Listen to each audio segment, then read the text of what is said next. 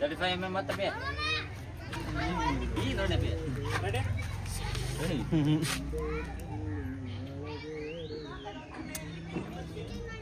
मजात असा तो पद्धत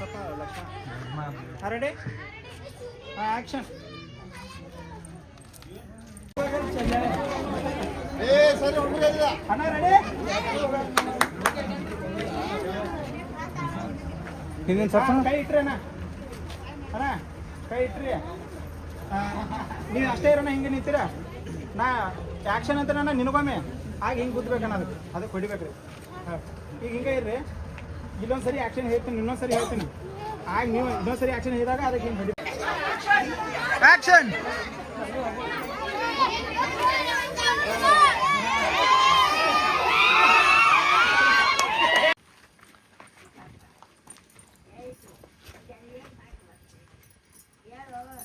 ನೆಕ್ಸ್ಟ್ ಜೋಲಿ ಬಿಡಿ